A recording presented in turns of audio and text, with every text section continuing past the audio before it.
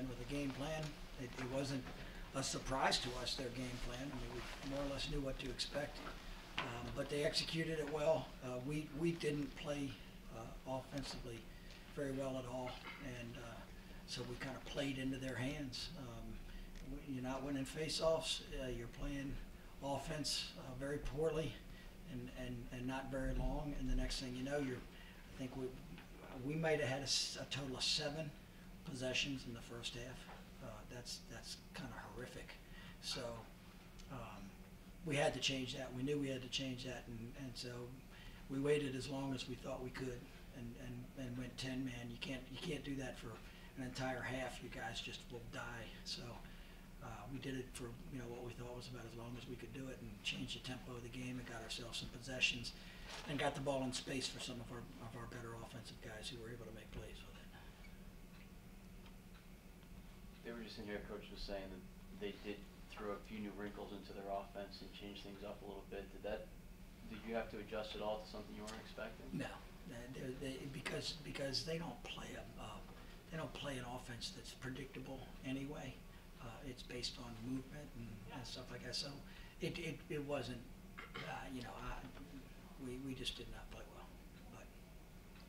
But what flipped the momentum there in the fourth quarter that got you guys going? 10-man run. We changed the tempo and turned the ball over before they could get it to the offensive end.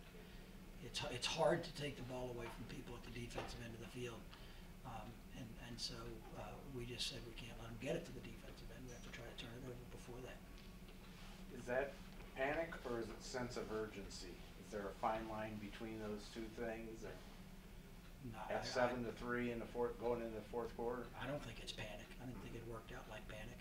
I don't think that's panic at all. I think that's pretty good execution of a thing that we work on all the time for exactly that kind of situation. So I would say it was the farthest thing from panic. Matt, you're obviously able to get going there in the fourth quarter. What sort of sparked you there? Well, we kept getting the ball. We had more possessions. We didn't really have it in the first half and the third quarter, but off the ride, did a good job of causing turnovers, so had a lot of space when we picked up the ground balls. For you in your first NCAA game, tournament game, was there any worry going into the fourth quarter or anxiety as things got the clock winding down? Well, no, we've been in this situation a bunch this season, so it was the last quarter of our season, so we weren't going to let up.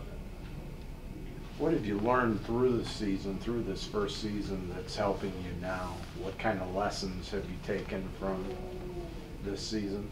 Well, Sean, he took me under my wing, so he's taught me a lot, and can't thank him enough. But just our whole team, our mentality is never giving up. We've been in these situations before, so yeah.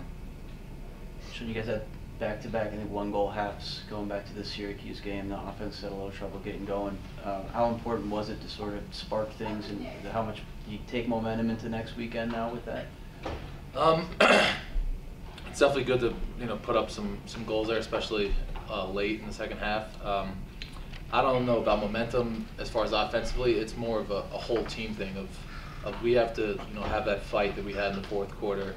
To ground balls, to the 50-50 balls.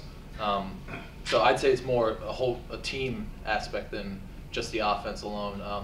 When everyone's playing with that high energy, we're capable of putting up 6 goals a quarter. And there's dramatic difference in face-offs too from first half to second half. I don't remember exactly when Osella went in, but what went into that decision and how important was his role? Yeah, what went into it was we weren't winning face-offs. We got 3 face-off guys. He was the next guy up. And how important was that in it's huge. It's possessions. It's just like the turnovers on the out of the 10-man ride. It's possessions. If you don't have the ball, you can't score.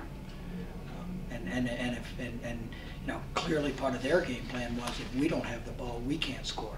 So they, I'm hard pressed to think of 2 possessions they had that they didn't get the timer on.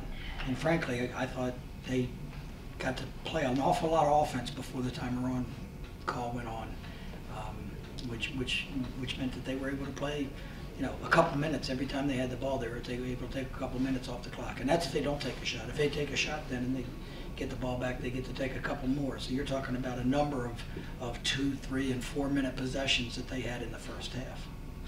So face-offs and turnovers out of the clearing game were huge. Kevin, what has made Matt the kind of a freshman that you could ride? I mean, the one that ends up being a leader offensively. His mom and dad. Why? Because I didn't make him that. He came here as a hell of a player, and so. What has he had to learn this year? It's probably a better question for him, but I I think did, and he wouldn't answer. I He told Sean, he gave it to Sean. I think he's learning to play within what we do, learning to find his place within what we do. But he's a terrific player. He's very smart, very talented, multi-dimensional, which is probably the most unusual thing about a freshman. Most freshmen, even when they're very talented, tend to be one-dimensional, and you have to play to them to get them their plays. Matt finds his plays within the game, which is a talent in itself. So, yeah, he's done a nice job, and Sean deserves all the credit. Sean, I mean, what kind of wing do you need to take him under? What'd you have to teach him? Well, where do I start? No, you don't really have to. It's not as much as teaching him stuff as just pointing him in the right direction. Obviously, from day one, you can tell when guys have a lot of talent, but it's just a matter of pointing them in the direction of how they can get their shots and how they can fit in the offense. And it's not just me. I mean, Connor Doyle, Westy Hopkins, Ryan Mix, John Soder, they've all been around and have played meaningful minutes for us. So it's all of us on his case a lot that really has helped him this season, I think. When did he really get it? When did the light bulb go on? Was it the first game when he had 5 goals? Yeah, I mean, it could be the first game when he had 5, or the second game when he won in overtime, or the third one when he won in overtime. I mean, I think the light was shining bright from day one. So I don't know. I don't know if there was a click. I think he. Yeah, I don't even know how to say it, but it's just it just comes natural to him, and like many other guys who've been successful freshman year. Just we have a lot of good players here, so I'm not surprised to see his success.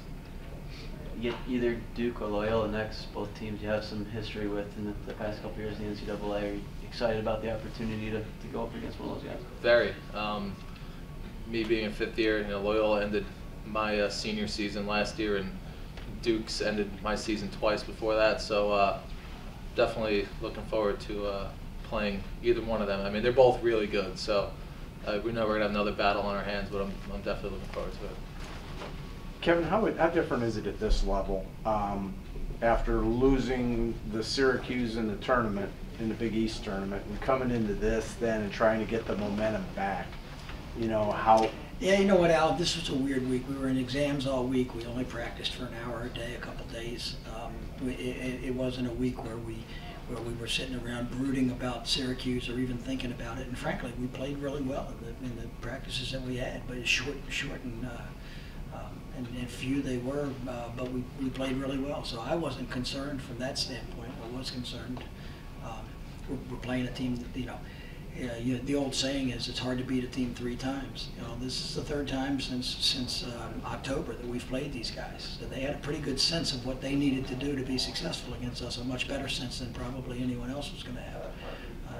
So I was concerned about that. I was concerned about the fact that our guys, are coming out of exams, and we had guys taking exams. In fact, probably a third of the team taking exams yesterday morning. So. It's not an easy week for our guys. Not to make an excuse.